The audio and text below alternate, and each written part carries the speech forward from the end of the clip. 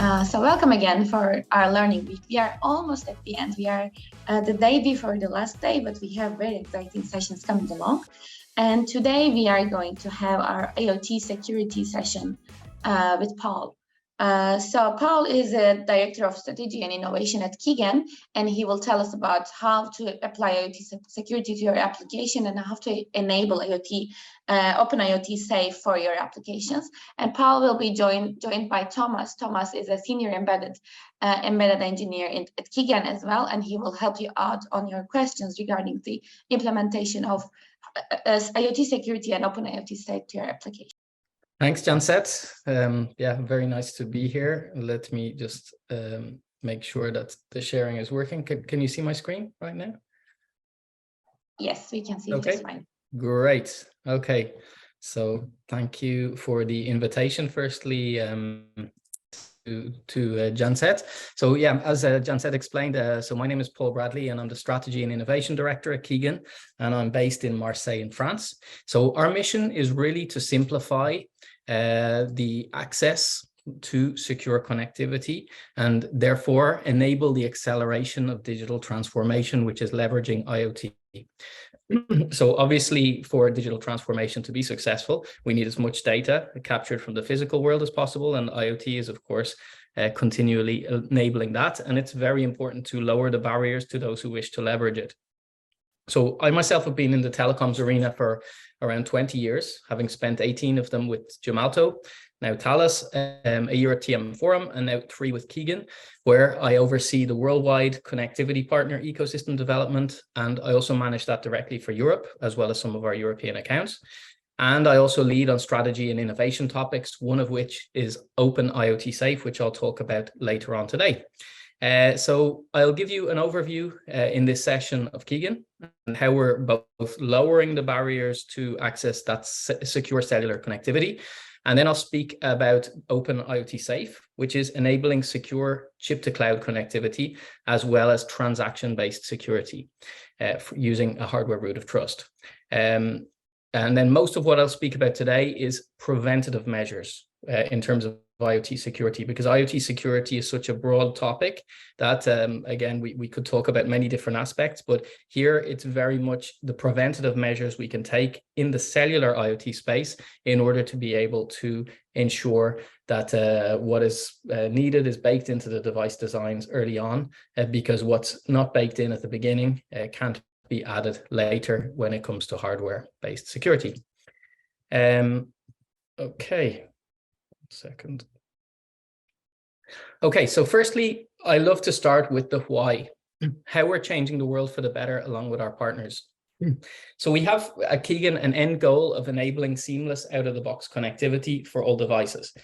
And this is really resonating with the very fragmented ecosystem of IoT partners that we work with. We clearly understand the need of the connectivity and OEM markets to continually expand into new industry verticals. So this has been one of the founding promises of the 5G ecosystem. So people talk about 5G, new radio. People speak about 5G in the in a very kind of broad system context. Sometimes people talk about 5G new radio, and those terms often get used in different ways. But here, the 5G system had a segment called a massive machine type segment, which unfortunately the benefits haven't fully materialized yet. So maybe it'll be 6G by the time we get there. But that being said, we have a great set of technologies available today with LPWAN technologies like NB-IoT and LTE-M, and we have 5G NR Lite, which is being defined as we speak. So Kigen is an enabler for secure IoT connectivity. So we bring together the MNOs and MVNOs with a broad range of module and chipset partners, so that ultimately the OEMs and enterprises wishing to leverage IoT can access a wide range of connectivity services. So we have deep relations thanks to our ARM heritage with Silicon partners, because we're the leaders or the pioneers in iSIM technology for IoT, and we're together driving that technology forward. This in turn enables access to a broad range of module vendors who are using those chipsets. And then last but not least, we bring together the demand and supply for connectivity managed platform operators who wish to have access to a broad range of local secure connectivity options to use by leveraging eSIM profiles. We're totally neutral and agnostic, so we don't have any connectivity reselling in our offering. So we're not an IoT MVNO by any means. We're a pure technical enabler. So please see us as the Switzerland of the industry. We don't have any modules. We don't have any connectivity. We're really kind of agnostic and focused on the technical enablement. In all things IoT, we need to stay laser focused on what the enterprise actually needs as well. So the cost saving generated by the data that will glean from the IoT space is paramount. So if we think about the enterprise and their use of IoT, we always need to think about their user need. And what is the user need? It's to be able to simply plug in devices, gather a bucket load of data from sensors, and to be able to analyze it and based upon a secure connection with that device to the cloud, to be able to suck all that data in and then to be able to generate those valuable insights. So enterprises, they want connectivity to be cheap. They want it to be painless. They don't want a CSP lock-in, and they don't want to have to understand somebody else's business processes, which they consider to be the weeds. So enterprises, they don't want to have to understand the world of IoT security, the SIM, the cellular module. They really don't want to understand all that. They just want sell us something that just works, expose an API, please, and let's get on with it. And that's really where we're trying to simplify everything. So Kigen's vision is to drive integrated eSIM to be the cornerstone of IoT security. And this vision really resonates with our partners who are seeking simplification in what's already a very complex, fragmented cellular IoT ecosystem. We have four main parts of our offering, which some of which I'm going to touch on today. So firstly, the OS licensing. We're a pure software player, so we don't manufacture hardware ourselves, and we instead license and integrate our OS into ecosystem partners' products, which are sold through their channels. So that could be chips, chipsets, modules. So our Kigen OS could be inside products that you're already using without it being kind of somehow officially labeled as such. We're best known for simplifying security and device supply chains through the integrated SIM technology, which I mentioned that we've pioneered. We provide data generation services and remote SIM provisioning services for both M2M and consumer offerings, both of which are running in a GSMA SaaS accredited facility in Dublin in Ireland. And this, of course, is what allows the in-field lifecycle management of the connectivity options. And then we provide in-factory connectivity enablement solutions to module vendors or OEMs wishing to choose a connectivity provider during order fulfillment. And this is becoming a more and more, let's say, hot topic within the industry, where a new GSMA SGP 41 standard has been defined, or has been at least started the work for, and the requirements have been started to be gathered to enable that in-factory connectivity enablement, because more and more OEMs are starting to realize that while it's very good to have remote SIM provisioning for lifecycle management of in-field connectivity, getting devices out of the factory working with the suitable profile is definitely something which is a critical element. So last but not least, and one thing that I'll be talking about later in the webinar this morning, we believe in open IoT safe being a critical part of our vision, and this will enable connectivity providers to offer end-to-end chip-to-cloud security services to secure the enterprise data, and then to both authenticate and protect the integrity of transactions. So we're going to make sure that we can prove the authenticity of a transaction between distributed nodes on a network, and that we can protect the integrity of those transactions that are happening along the pipe. But before diving deeper into SIM technology, I just wanted to put out a reminder for those of you who love standards that a SIM is still very much mandatory, and it's a mandatory device security cornerstone, and it's required for storing the subscription credentials in any device connecting to a 3GPP network. So again, this explicitly forbids handling subscription credentials anywhere but inside a tamper-resistant hardware element. So, again, hardware is still a critical cornerstone to the secure handling of those subscription credentials. Most of the operators that we're talking to see them as the crown jewels. So the crown jewels, they will only keep safe within the tamper-resistant environment. And so let's look at how those generations of SIM technology have evolved. So starting with well, maybe the integrated SIM or the iSIM, the current generation, and where we've come from. So iSIM is it's for us the critical way forward of and the critical path on when it comes to all things SIM technology, because it's going to simplify the distribution of that secure cellular IoT connectivity, and it's going to revolutionize things forever.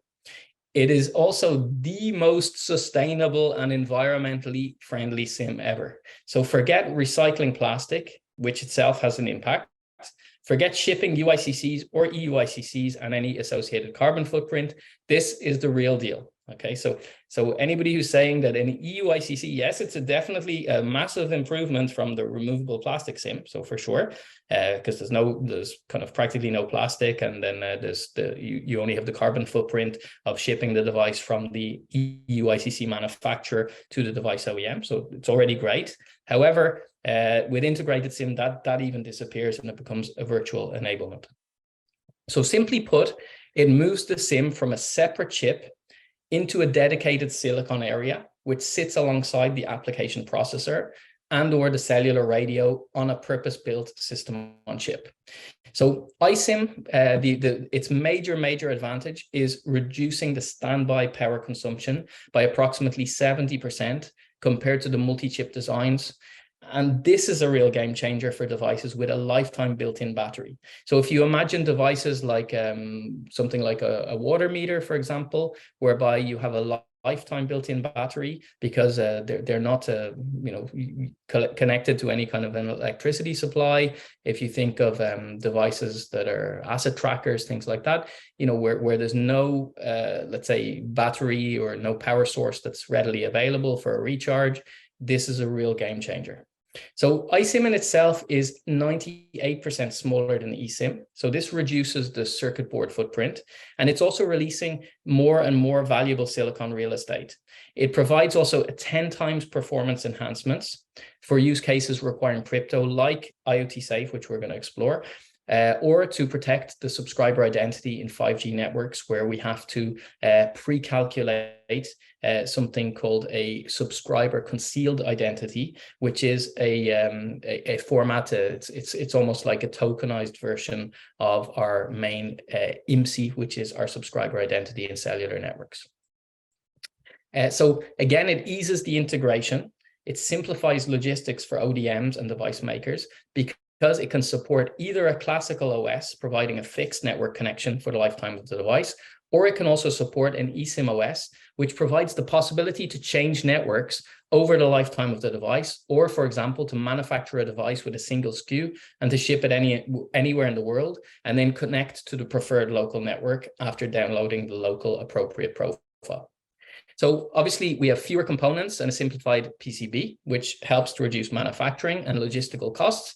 And that offers significant savings for very large scale IoT deployments. And very importantly, trust and privacy must be the foundation on which to build IoT in order to allay those consumer concerns in connecting devices which were previously unconnected. So making sure that the consumer feels safe and that their data is safe and their privacy is properly connected. All of those are extremely important, especially in the consumer device context. Then an iSIM offering an eSIM OS also provides an industry recognized level of certification for the storage, management, and handling of those subscription credentials. So maybe one slight aside on the different types of integrated SIM. So last week Mona described the new SIM technology, which is a stripped down version of a SIM. So again, new SIM is currently something which Deutsche Telekom Group had developed as a let's say an open standard, that they've made it available to anybody else who wishes to use it. So this allows device designers to securely store the operator's credentials in either a lightweight tamper-resistant hardware element or in a trusted execution environment, but either of which must pass a security evaluation to be acceptable for use. So while it's an elegant bare bones solution, anybody considering it should also decide whether the operators, or check with the operators to see whether they will support the new SIM technology. So again, some will and some won't, but again, it's something which is kind of currently being deployed and built, built out. So of course, we're very keen to see how that progresses, given it's a very, very bare bones implementation of the new SIM, and it's a very elegant, of a SIM, and it's a very elegant, let's say, implementation. But you know, again, if the device will ever need other networks, then it's very important to check that the other networks are willing to support it and support hosting their credentials in the new SIM before going ahead with your design. So again, it's something, because it's new, it's something which Deutsche Telekom, if we've understood, have started to discuss with others, and we'll see whether it catches on and whether others are willing and able to adopt it. Okay, so without further ado, let's talk about remote SIM provisioning and the evolution. So I mentioned the importance of the lifecycle management of the SIM and the credentials. So back in 2012 and 13, the very, very first GSMA M2M remote SIM provisioning specification family was released, and this was known as SGP01. So it was designed only for M2M devices. So you had no user interface to choose a profile. And also there was no other connectivity means to develop and to download a profile. So it was assumed that there was no Wi-Fi or Bluetooth, unlike the consumer specification, which came later. So instead, we used something called bootstrapping connectivity. So this meant that an initial profile, which could be used to download the operational connectivity profile, was put in place. So that bootstrap could then either become the permanent operator of choice, or a new connectivity profile could be downloaded using it. The M2M OSP architecture stemmed from a very popular NFC Trusted Service Manager approach, which was very popular at the time. But this unfortunately led to some complex many-to-many interconnects in order to provide a maximum choice of profiles, where every enterprise, every automotive manufacturer or IoT connectivity provider had to interconnect to the data preparators of each MNO whose connectivity they wish to leverage. So basically, it created this thing where everybody had to interconnect with everybody. And this was complicated, it was costly, and it was time consuming. And while it's still a valid solution, a new architecture was chosen for the consumer eSIM standard, which arrived later in 2015. So the consumer architecture was designed with smartphones and companion devices such as watches in mind. So the user was put in control of choosing their own mobile network subscription and the associated profile, thanks to a device-based local profile assistant, which could download any operator profile from any next generation data preparator called a DP+. This was an important step, which meant that paper clips are going to start disappearing in the US market among at least iPhone users imminently. So this was the fact that you can download any profile from any DP+ to any device. And this kind of became something which was fantastic in the world of the eSIM. Now, both of the technologies that I've just mentioned, both the M2M and the consumer specifications, they both use SMS or HTTPS as a means to download and manage profiles. So this meant that there was still some issues to solve in order to get to IoT devices. So what about devices that run on constrained networks where HTTPS or SMS are not available? And most NB-IoT networks, for example, today don't support SMS, and LTE-Cat-M is still also very, very sketchy. And as for HTTPS support, usually UDP bearers are better, so TCP is not so easy on NB-IoT networks. So shouldn't those IoT devices also have a way to download any profile without the integration involved in the SGP01 profile family? So for example, in SGP01, you have that many-to-many integration, which is painful. In the consumer standard, it's open. However, it still relies on the need for HTTPS. But what if those devices also in the consumer environment have a limited UI and no UI at all? Because today the consumer standard requires the user, and with user intent, to actually go in and say, I want this profile to be installed on my device.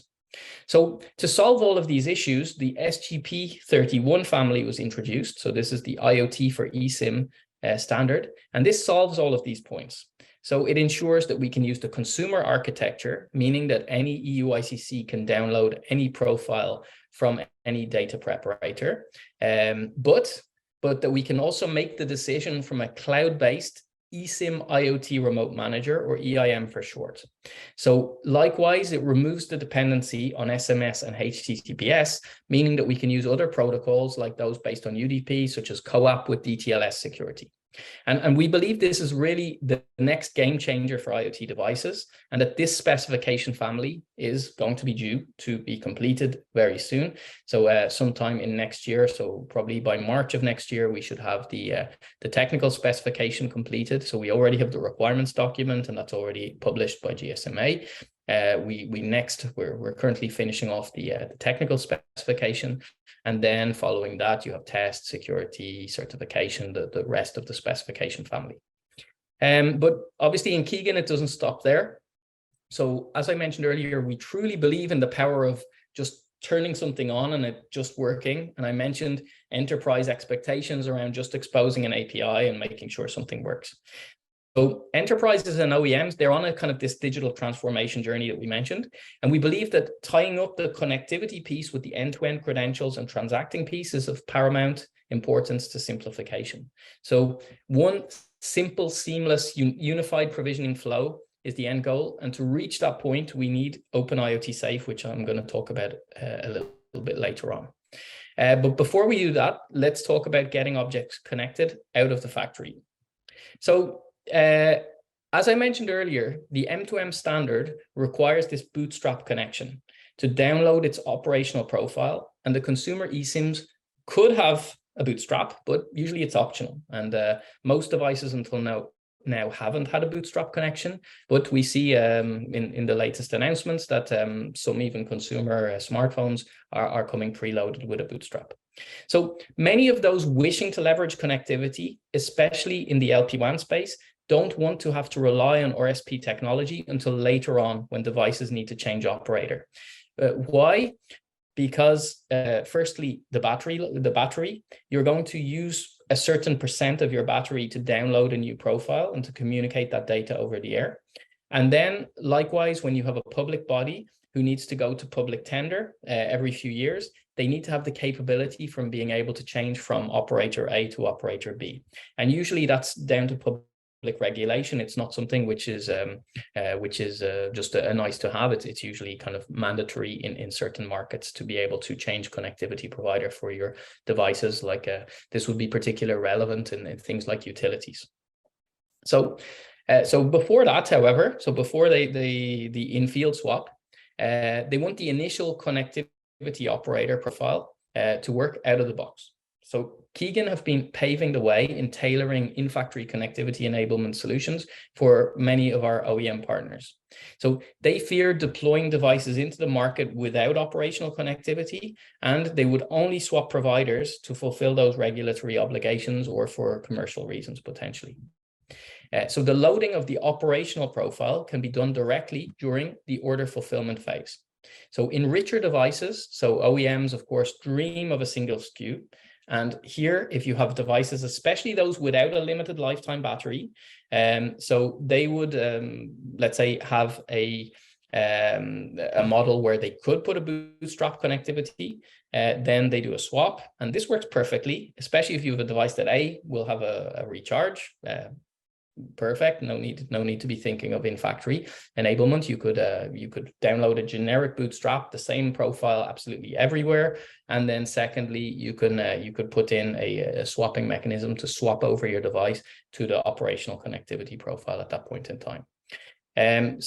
Earlier I mentioned then that Kigen, the future of SIM, for us also involves getting the enterprise end-to-end credentials into the device in one seamless flow. So let's see how the Open IoT Safe model enables that. So back in I think it was in 2019, in the GSMA IoT Safe working group, we united industry colleagues from across the spectrum. So it was connectivity providers, cloud service providers, device manufacturers, module and chipset vendors, and digital security providers. So they all collaborated to specify this game-changing standard. So to start with, remember that 3GPP networks today have very robust security, protecting the user plane from the device to the E node or G node B. So it's really 3GPP standards only protect the radio interface. So keep that in mind. So beyond that, we're relying on hop-by-hop security. So again, within the mobile network operators' own network, they might have IPsec tunneling between the E or G node B into the core network as far as the packet gateway. And then once you're out of the packet gateway, you're basically in the wild, wild west of the internet, and you rely on application level security. So in a recent GSMA Intelligence Commission survey, we discovered that 98% of enterprises really want end-to-end solutions that protect data from the place it's collected all the way to the place where it's processed. And 97% of the interviewees also believe that this is the most important additional service to put in place in an eSIM for cellular IoT use cases. So end-to-end encryption itself has become kind of one of the great debates of our time, with the concept of privacy often being pitted against public safety, in at least in consumer messaging contexts. So, but enterprises themselves, who are leveraging IoT, consider data being collected as an extension of their own network. So IoT devices, they harvest data that they consider their own property to analyze, derive insights from, in order to automate everyday tasks. They could even possibly anonymize and sell that data by brokering it to others someday. But those enterprises haven't had ready access to a secure place in devices where they can store their credentials used to protect their data from device to cloud. And this meant an additional cost. So either they had the choice of putting in or putting the credentials in the flash memory, which has no security. They could do that with a bit of maybe white box cryptography, but still you still need a key to be able to decrypt, and it's kind of messy to use that. They could have put in an additional secure element to be able to have ownership and to store those credentials in a secure place. However, the problem is that all adds cost. And this IoT segment, typically the bill of materials is extremely, extremely scrutinized. And so we need to be extremely careful in what we're doing here. So so the unfortunate set of circumstances is that enterprise data protection has ultimately been treated as less important than protecting the radio layer from eavesdropping and from subscription fraud. And so enterprises were kind of left to find their own solution, where the telecoms ecosystem came together and worked on 3GPP standards, etc., for protecting the radio interface. And the enterprise then got to think of their own solution kind of at the end of the chain. And again, this was because of the lack of an open standard to use the hardware that's already there and to take advantage of it. And thanks to Open IoT Safe, that's all about to change. So let's take a look at the problems that IoT Safe solves. So firstly, the recent intelligence shows that most IoT devices are still storing private keys in the flash of the device. So would any operator consider putting the credentials of their network there? No. So we mentioned we mentioned different options. We mentioned hardware, tamper-resistant security is kind of a footing of the telco ecosystem. So why would we put application credentials there? Then to counter the fact that the keys are not secure, we kind of are patching the system by refreshing them more often. So how often do you need to refresh your certificates for AWS? How often do you need to refresh them? Sometimes you do it a lot, depending on the use case. Sometimes you do it less likely. But at least if we're sure that we're storing the private key properly in tamper-resistant hardware, then we're less worried about the duration of the public key certificate, because it's a public key credential, and provided that the private key, which corresponds to that public key, is kept safe, then we don't need to worry about refreshing the credentials so often. So then we spoke about the benefit of unified zero-touch provisioning. So I still have this dream of a single pane of glass through which enterprises can seamlessly onboard devices to their mobile network of choice, but also to the enterprise cloud of choice, and then enable those devices to be very seamlessly able to transact with other nodes on the network. And then last but not least, I believe that if we do all of these things right, and rather than deploying kind of very 3GPP centric technologies where others have to adapt, interconnect with them, or transfer keys or whatever else, if we as a mobile industry can adapt to the cloud way of doing things, which today is TLS, DTLS typically, then things will go faster and enterprises can continue to do things in the ways that they're used to. So I'm now going to do a very small overview of the proposed architecture just in 1 second. But first, I'll talk a little bit about the manifesto of Open IoT Safe and what that means. So back at MWC 21 last year, I explained the principles of what we believe should make up an open IoT safe world. So the very first thing is the unified zero-touch provisioning flow. So like I just mentioned, it's extremely important for this to be something simple. You call an API, you have the right profile put in place, followed by the enterprise credentials being securely provisioned. Secondly, we bring enterprise credentials up to the same level as the network or the radio. So, it's not fair that we have the enterprise credentials, which are kind of left to their own devices and put in the flash, whereas the radio credentials are being kept very well and secure in the tamper-resistant environment. We want to remove the barriers to access the tamper-resistant environment so that anybody who wishes to use it can use it. And then we want to use open systems. So no many-to-many interconnects, no one-to-one integration steps to do. We want something which scales easily. We want to learn from the past where we deployed like the M2M RSP system, where there was many-to-many interconnects to do, which was complicated, which slowed down the scale, etc. We want to do something in a very easy way. API, connect, onboard, and off we go. So Open IoT Safe has two principal use cases. So again, the very first thing it does is it offers enterprises the opportunity to leverage keys that are protected safely in the tamper-resistant SIM, eSIM, or iSIM environment for opening a secure TLS or DTLS session between the IoT devices and the enterprise cloud in the enterprise account in the application cloud, at least. So this guarantees the confidentiality of the exchanges between the device and the cloud itself. Once the connection has been opened and once we have a secure link, the keys can then be used to transact. So for example, imagine two machines transacting automatically with each other with no need for human intervention. So one example of this could be a car going through a toll barrier or using an EV charger. The two entities transacting format the details of the transaction. They sign it using their private key, securely stored inside the IoT Safe application, and then they can publish the transaction to a blockchain where it can be verified by validator nodes. And this guarantees both the integrity and the authenticity of the transactions.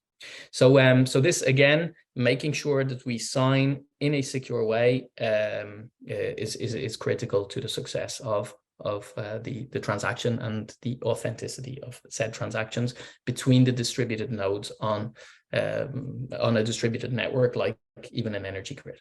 So let's take a look at how the first use case works in practice. So here you can see that the device implements a secure boot. This is making sure that the integrity of the device software remains intact and it hasn't been tampered with. So this device embeds an iSIM, but it could be a SIM or an eSIM either. So the sensors carry out their main function of sensing, and the device processes the information, and at some point in time it wishes to share data back to the application cloud. So the iSIM carries out the cellular network authentication and opens an IP session. So the connection's opened with the service provider cloud then, and then IoT Safe is leveraged to carry out the TLS or DTLS handshake between the device and the data aggregation and analytics service in the cloud. When the data has been transmitted, the various connections are closed, and then the device goes back to sleep until it needs to sense and communicate data back to the cloud again. So this is, again, the simplest model of IoT Safe and how it works in the first use case for TLS. So typically what that means is that we have the different components, as you can see here. So there's different pieces of the solution involved. So first, when the SIM or the eSIM or the iSIM is personalized, we can pre-insert some certificates and pre-shared keys into the applet, which will then be propagated into the third-party systems later in order to authenticate the device in an end-to-end or transactional capacity. Once the device powers on and wishes to communicate with the remote cloud, and following on from the cellular network authentication, the credentials in the IoT Safe applet are used to establish the TLS or DTLS handshake. So a handshake process is relatively simple, where a hash of the exchange up to a certain point is signed by the SIM, and then the response is verified by the remote entity using the public key, which it's just received earlier in the exchange. So once the TLS or DTLS session is in place, we can then use the IoT Safe application to sign the hash of any transaction to prove its authenticity. And we can optionally publish that signed transaction onto a blockchain for verification or validation. So let's take a look a little bit deeper into the different device architecture choices and how to enable the IoT Safe capability from a middleware perspective.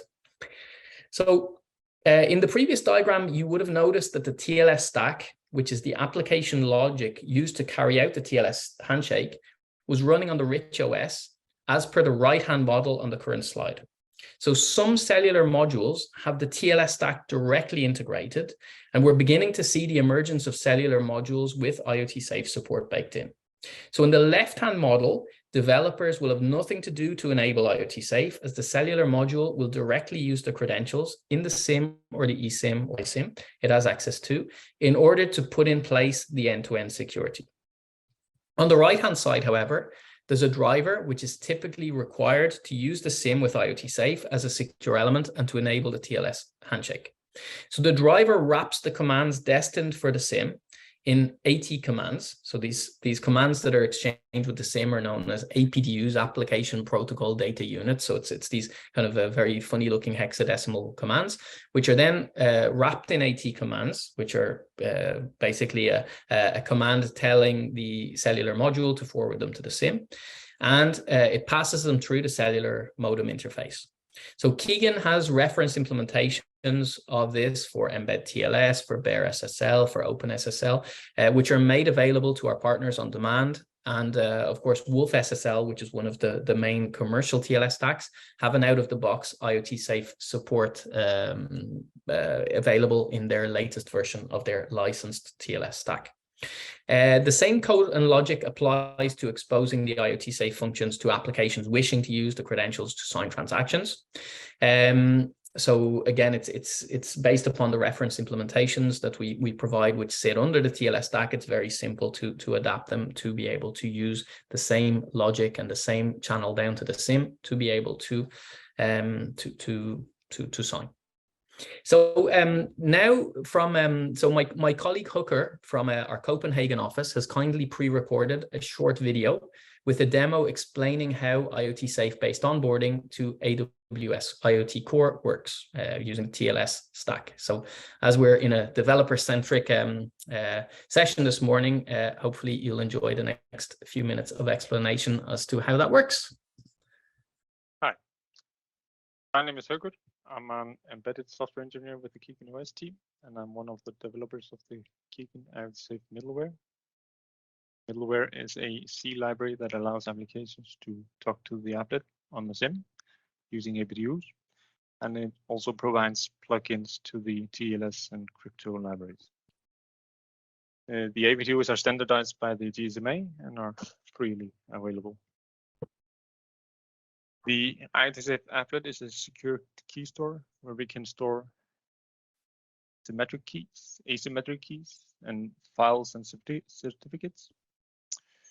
But I'm gonna focus on asymmetric keys right now, and I have a SIM here with a two set of keys: a bootstrap key pair and a bootstrap certificate that have been loaded on the SIM during production, and then I have operational key pair that is empty. So we can read out the public key. We can read out the certificate, but we can only ask the applet to compute a signature using the private key.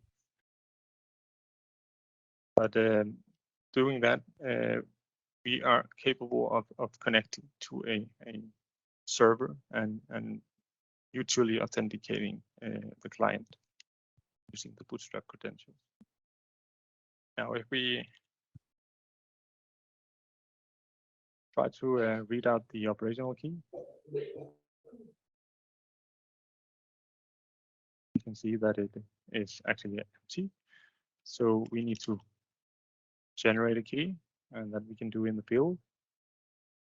Now we have a operational key that has never seen the light of day. If we were to use these credentials in a mutually authenticated TLS session, we would need to have a certificate issued to the IoT device. And for doing that, we need to construct a certificate signing request.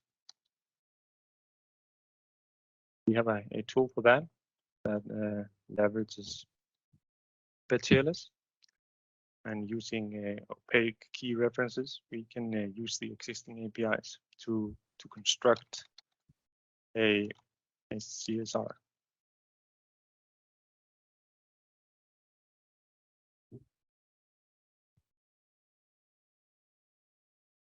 The CSR program acts the TLS APIs to construct the CSR, and the PSA crypto library will fetch the public key from the SIM, construct the CSR info, and sign it using our APIs here.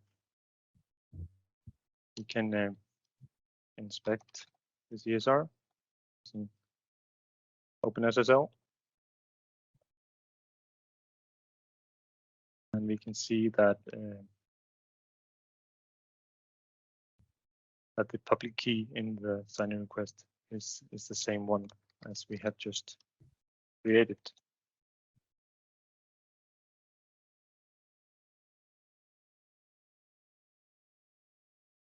So now we just need to turn that signing request into a certificate, and we need to contact a certificate signing authority. And for doing that, we are leveraging the enrollment of a secure transport protocol.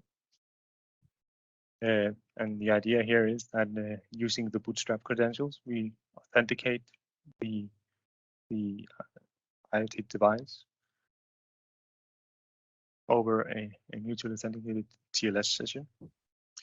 We generate operational key pairs.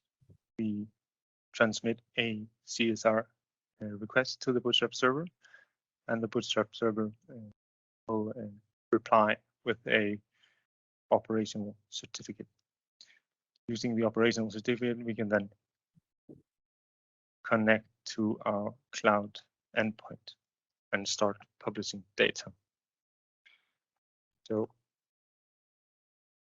we have an EST client here that's going to use this new operational key to get a certificate. And inspect the certificate here. And now we are ready to connect to our cloud. We are going to be connecting to AWS using just-in-time provisioning. So a requirement here is that the device should present its entire certificate chain at the first time it connects. So we need to create a combined cert here, concatenating our device certificate with the CH certificate.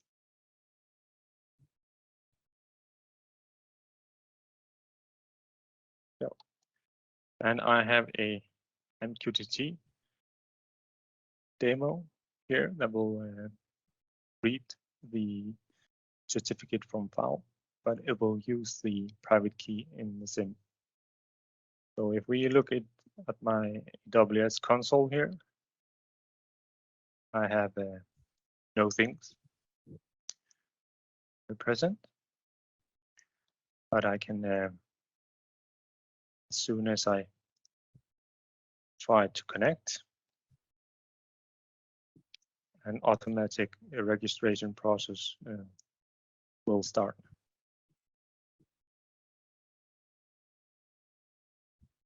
So we have an event here,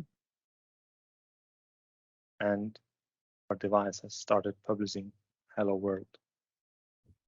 And we can look at our things where we have a demo device.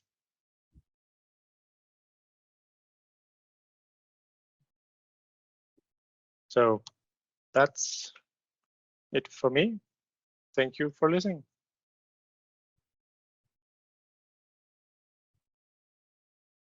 Okay, so yeah, we'll if there's any questions on that later on, we can of course tackle them. But I'd like to conclude with some examples of what we've done with IoT Safe in the past. So one announcement which we made between Energy Web Core and Kigen, which was where we together enabled Open IoT Safe for Energy Web to create an exchange for trusted data on the energy grid, allowing customers access to energy usage information that they can trust in order to get to net zero. So if you can imagine an energy grid as a distributed network using cellular connectivity, given its distributed nature, it's comprised of many nodes that are both consuming and contributing energy. So if you can think of a solar panel that might be contributing energy to the grid, you can think of an EV charger, which is consuming energy from the grid, etc. So those events are ultimately transactions when we're contributing or consuming. And so those transactions can be authenticated thanks to the Open IoT Safe application inside the SIM, eSIM, or iSIM, which is present in every cellular device. So this is a fantastic use of omnipresent technology to protect the credentials that matter and to guarantee the authenticity and integrity of transactions on the grid. In another example of what we've done, let me tell you about something that we've coined as IoT Trust, where a company which was formerly known as the @company, now known as @Sign, Kigen and Zariat, have collaborated to enable private confidential peer-to-peer exchanges.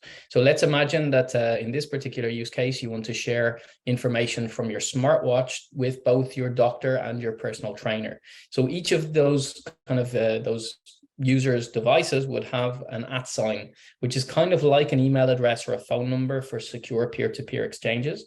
And using @sign's client and the SIM-based IoT Trust application, which is a similar kind of concept to IoT Safe, a secure channel is opened to uniquely exchange data between the users in a simple, confidential and private manner. So it's a matter of being able to bring everything together, to share data on a peer-to-peer basis to multiple users, but in a simple, confidential and private way. So before I go, during the Hardware Pioneers Max event in London on Tuesday, October 25th, which is next Tuesday, Kigen are holding an invite-only iSIM Pioneers event. So most of our iSIM hardware and connectivity partners are going to be there, and it will be a great opportunity to exchange with that ecosystem if you're wishing to leverage integrated SIM as part of future device designs. So the link to register is on the slide. And of course, we'd love to meet you in person at the event if you're around in London on that particular day. So places are filling up. It's almost full, but just in case there's anybody who would love to attend, then please reach out to us, and you would be more than welcome. So that is it from me. If there's any burning questions, I see there's a few questions in the chat that folks have been dying to ask Kigen, and if there's any more, then I would be happy to answer them as well. So let's go for it. Perfect. Thank you very much, Paul. So maybe I can read them out and you could help us with the answers. So first question is, maybe you can share your slides again for this question, because it's question on slide 7 about CGP.3.1. You wrote, any eSIM profile can be provisioned by any GSMA DP+. Is it also true if my device only supports NB-IoT? Can I source a profile from any MNOs who initially built their DP+ to support mobile devices? Is interoperability testing needed? So So very good question. So thank you, Olivier, for that question.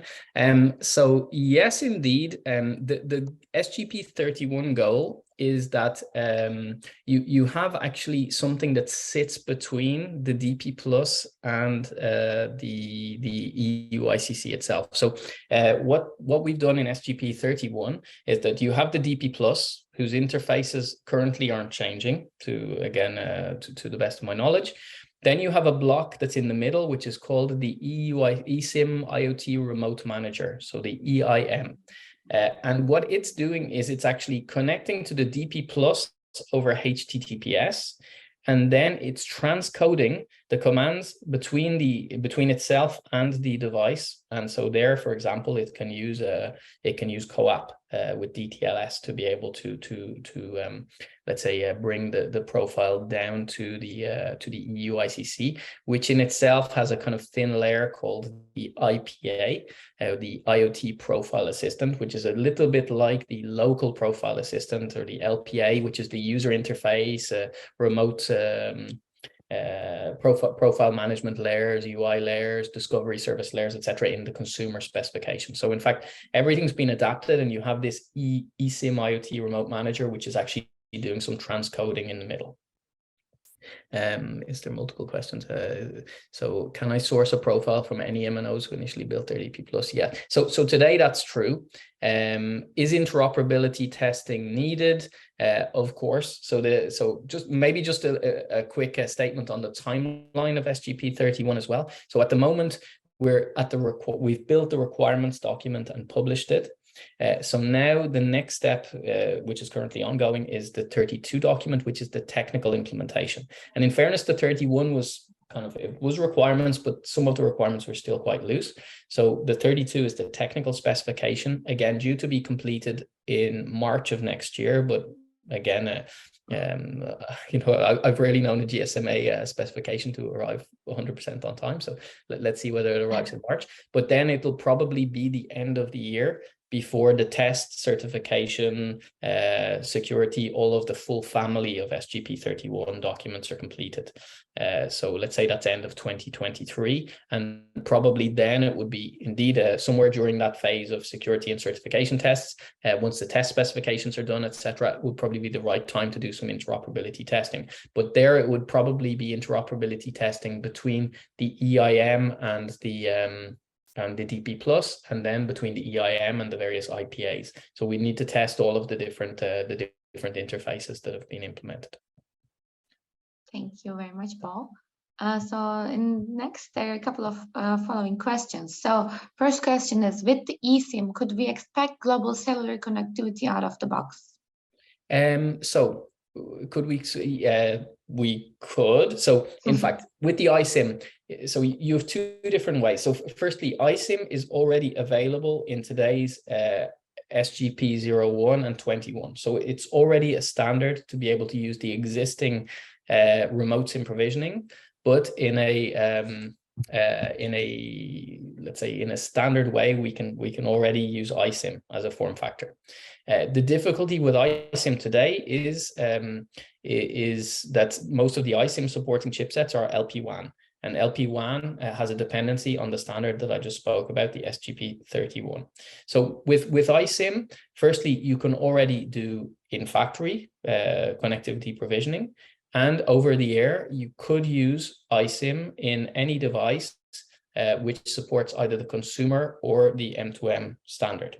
If you're waiting on low-powered wide area network, then you have to wait for the SGP31 if you want to do remote SIM provisioning and to be able to access any profile in any device. Okay, thank you. So the second question is, so this participant has a requirement over like 3 GB per month as a data volume estimation. So with the possibility of having global cellular connectivity, could this data volume would be possible to satisfy? For the possibility of global, the data volume is, so in fact the SIM which is authenticating to the network, it's kind of irrelevant to it's somewhat irrelevant to the let's say the authentication, if you like. So in fact we don't need to let's say it's up to the operator that you're buying the connectivity from. The data allowance, the iSIM has no dependency, or the eSIM technology has no dependency on the actual eSIM itself. Yeah, that makes sense. Yeah, that totally. And the last question is, it would be great to know what kind of packages are offered by you and what are their costs roughly. Yeah, what kind of packages? So again, we don't sell cellular connectivity at all. We do the technical enabling of that. So in fact, the packages, you would need to speak to the actual telecoms operator and work with them. So Kigen is not a connectivity provider at all. We work with an ecosystem of connectivity providers, and when you know how much connectivity you need with which operator, we work with the operator to enable that service. But Paul, can you say that this is connectivity provider agnostic? So can you work with any connectivity provider? Yes, what we do is connectivity provider agnostic. So we provide the SIM, so we provide a SIM operating system, which is for a single profile, or we provide an eSIM operating system, which can be which supports the GSMA eSIM standards. So we can either load the connectivity profile on a single device. So maybe an asset tracker, for example, is a good example where you might have just a single profile for a given operator. And so it will be a matter of the OEM and ourselves working to enable that operator's connectivity within the device. Yeah. And then you might also have an eSIM model where the type of device requires that you have the capability of changing subscription someday, and that you can change from one to the other. Perfect, thank you. Last two questions. So you are mentioning TLS and DTLS, but given that NB-IoT is usually embedded into low power, low bandwidth, low data rate devices, is TLS or DTLS a valid solution to IoT security? That's a very good question. So firstly, NB-IoT typically works well with things like CoAP and CoAP and DTLS do go together. But I'm not sure whether you're getting at the question whether you're better to use a pre-shared key or an X509 certificate for doing the DTLS. I think that's a bigger question than the TLS versus DTLS is one matter, and DTLS is fine for NB-IoT as it runs over CoAP. However, I think the more important question is whether you use a pre-shared key or whether you do the whole X509 certificate exchange, etc. What I would say there is that it depends on the use case. If session resumption is supported by your cloud and you only have to do the TLS or DTLS handshake once, that definitely helps, because then it means that you you do the certificate exchange, let's say once, but the cloud has some state. It keeps your session ID and you present your session ID, and then you can resume the session without having to go through the whole sending public key certificates back and forth, etc. So it's a little bit, it's a little bit, let's say, heavy, especially over a network like NB-IoT. Yeah, and in general, the PSK has a handshake that is way less in data amount. So exactly. So just about 20% or something like that. Exactly. So PSK is very optimized for NB-IoT. So it's actually best suited. However, the disadvantage of pre-shared key is then where you store the key. So on the SIM, there's no issue in IoT Safe, but on the other side, you usually need a secure way of exchanging it, and then you normally need a hardware security module or something to keep it in if you take security seriously. So that adds some cost. Yeah. And one last question. So with this IoT Safe implementation, you seem to be totally independent from the telco infrastructure, especially from the applet server. Is that correct? Yes. There's like, let's say where the telco gets involved is to load the IoT Safe either within their profile or to allow us to load it alongside their profile. But indeed, there's no integration required, and that was kind of the goal of Open IoT Safe.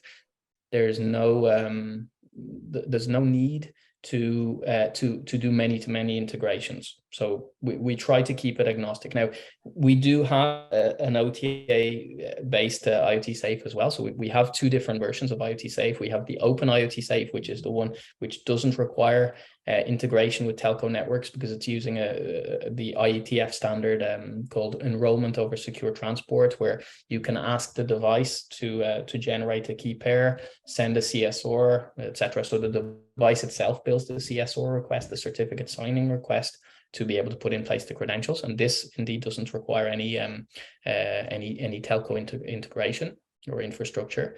However, we do also have a version which is telco centric, which is an OTA based model as well. So we do have different flavors of IoT Safe, but it depends on the partners and what's most appropriate. Perfect. Thank you so much. And with that, we are also through with the questions. And I would like to thanks to Paul and Thomas for having this session and enlightening our way around the IoT Safe and how to ensure IoT security on our devices. Yeah, thank you, Paul. Pleasure, Janset. Thank you for having us as well. It was very nice, spending some time with you. And of course, if anybody has any questions or would like to discuss further about anything we've presented, don't hesitate to reach out. Yeah, thank you. And there is one final question. Can we have it, or do you need to quickly drop out, Paul? No, go ahead. Yeah, sorry for that. Everyone has time. So the question is, so what does IoT Safe does in a nutshell? Implementing zero-touch connectivity provisioning concept by loading and switching connectivity profiles securely to the modem.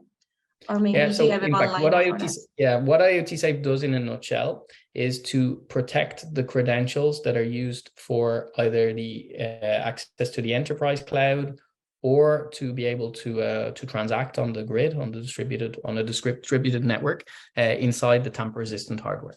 So it's really IoT Safe itself, the application inside the device, is protecting credentials. So it's allowing the SIM, which is omnipresent in cellular IoT devices. It's allowing it to store also the enterprise credentials or the credentials used to transact. So that's what IoT Safe it does in a nutshell. Afterwards, we've added some layers around it to be able to carry out exactly what you say, the zero-touch connectivity provisioning, which means that we can very seamlessly put in place those credentials using something called onboard key generation, meaning that the credentials can be generated inside the device.